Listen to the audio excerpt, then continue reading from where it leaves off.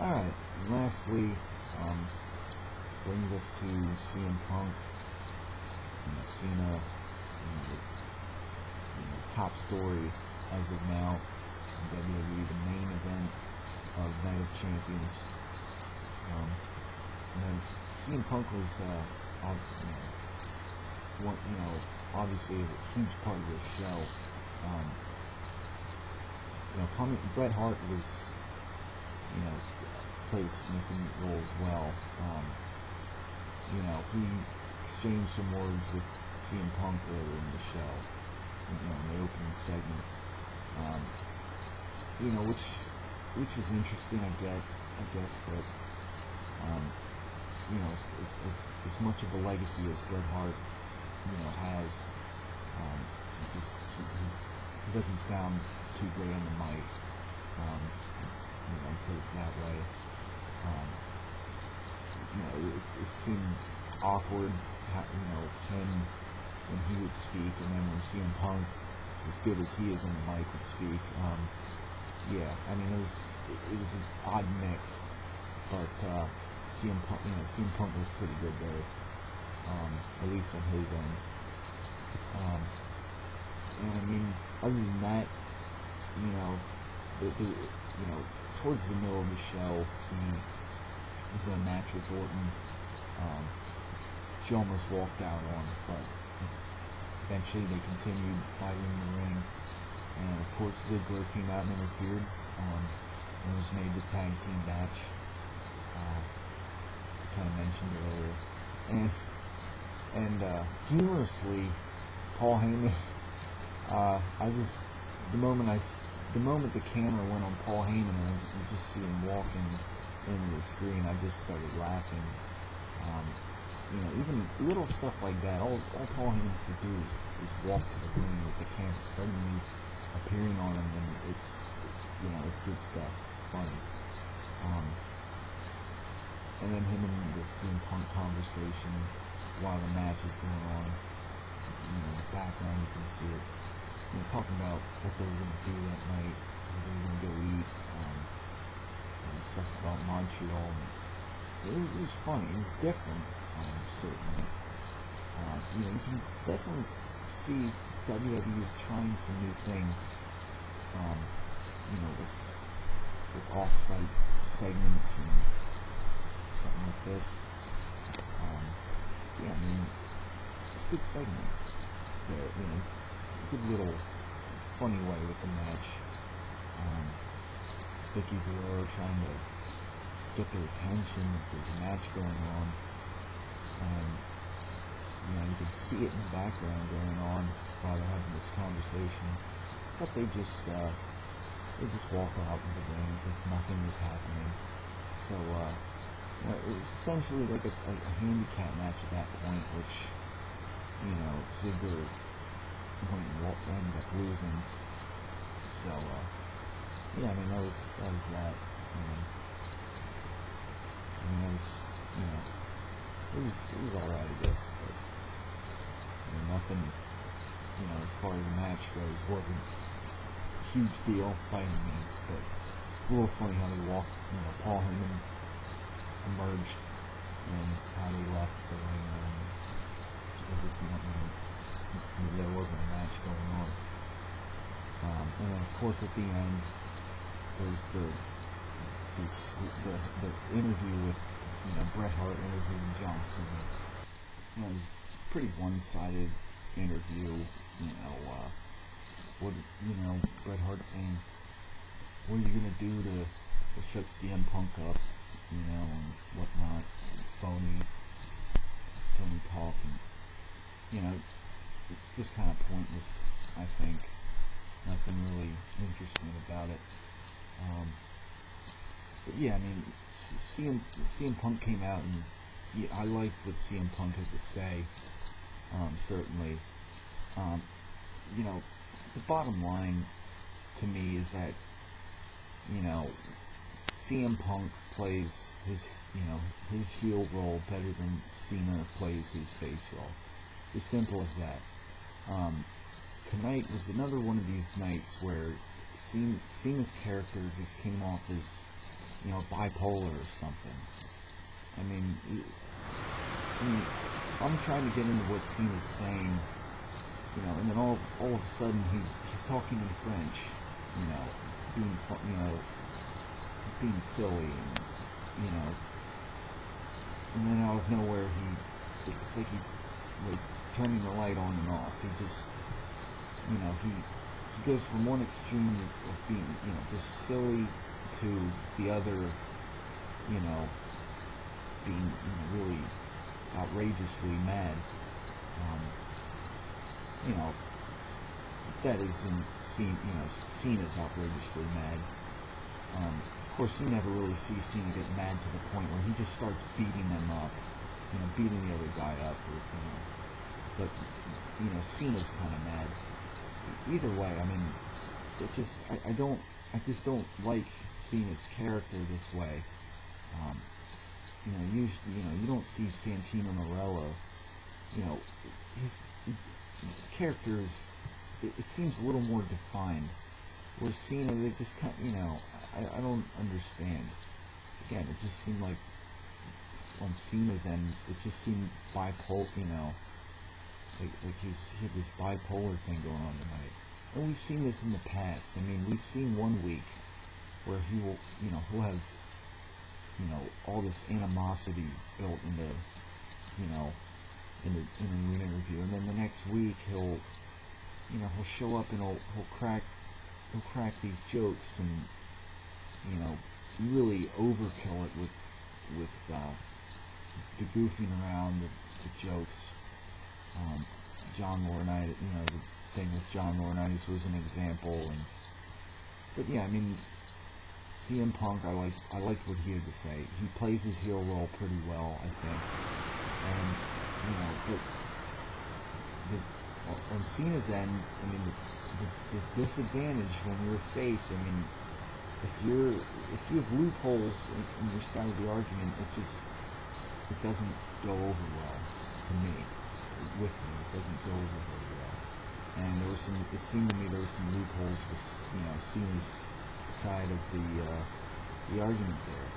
I mean, he said how he went from being an underdog, to a odds-on favorite, by being himself, and whatnot.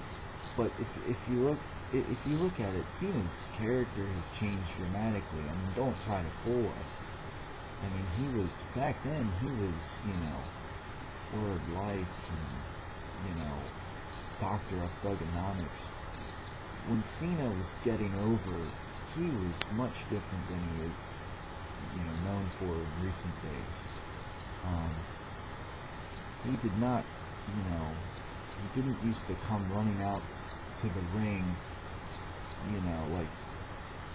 like a middle-aged lady on Supermarket Sweep back in the 90s, like I've said before. I mean, there's so much change that we've seen in Cena. Cena didn't used to wear different, colored shirts.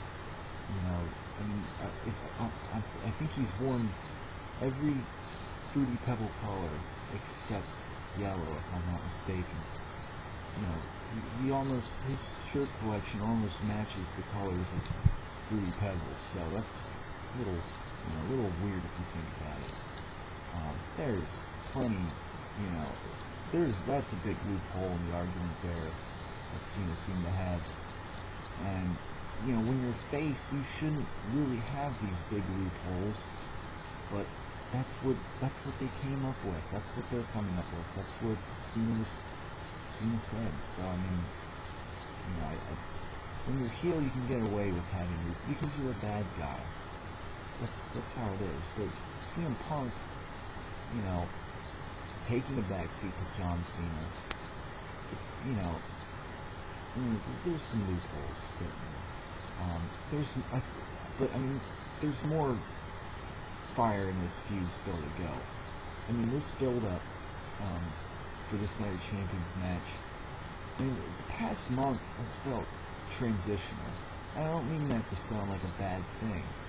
I just mean that to sound like, to say, well, for example, the past 2 weeks prior to this, were different. The focus was more on Punk and Jerry Lawler, and Punk being supposed to face Sheamus last week and walking out and having that promo with Sheamus in the beginning of last week. All as far as interaction goes, I mean, the 4th week, as in this past week's Raw, and the first week of the past 4 weeks of Raw, were the only weeks where they really had, a lot of interaction together, a decent amount. The two, all that was done last week was, CM Punk quick return to the arena, helped Del Rio get the win, falls count anywhere, and did the GTS on the hood of the car, front of the car. But other than that, there wasn't really any much interaction between them. The week before that, with the cage match, with Jerry Lawler and CM Punk, there wasn't really any interaction between them except for Cena coming out after Punk locked the cage up and trying to rescue Jerry the King Lawler. Other than that, they didn't. Those 2 middle weeks, they didn't have much interaction. So again, I think that was purposely done to kind of not, burn out, things with this feud. And clearly, I think the idea is to have them kind of feud until, one of them, ends up facing them up at the Royal Rumble, which I hope is CM Punk. I've said before, I hope they play this up, that they face each other, they have a championship match, right before CM Punk's reign would surpass John Cena's. In my opinion, that's what they should do. They're counting up the days. He's 300. A few weeks ago, they were saying how it was 280 something. So I really hope they continue to play that up. But in order to keep it, to prevent them, perhaps from, stretching this out too much and having them face each other too often, may perhaps be to have someone else face CM Punk, perhaps at Hell in a Cell, and maybe even perhaps Survivor Series. Or I'm not totally sure. But between Hell in a Cell and Survivor Series, I think one of those matches, CM Punk should face someone different, because what you could do, maybe Survivor Series, maybe Cena becomes the #1 contender, have him face CM Punk. Maybe there's a controversial finish or something, which grants Cena another rematch, and which maybe could come at a time where it decides whether CM Punk's title reign surpasses Cena's best title reign, or if it falls just short. I think that would be awesome. Really, people would really buy into that and really care about that. But in order to do that, I don't know if they can have, CM Punk and Cena face off 3 times in a row. That might be a little bit of overkill.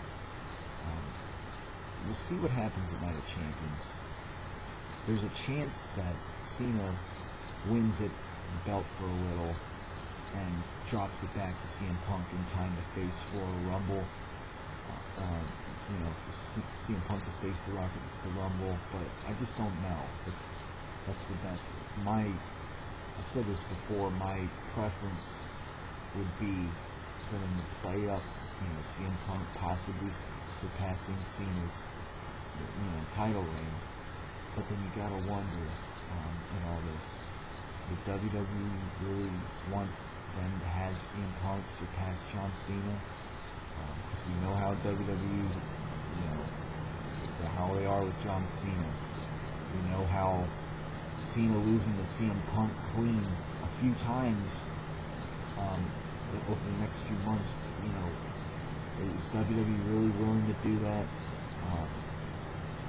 Just like they're really not willing to turn Cena heel, and you know, just have him lose too often, clean. So that definitely begs the question. But I mean, we'll just have to wait and see, I guess, what happens at Night of Champions. But hopefully, what we see is good, solid, you know, wrestling.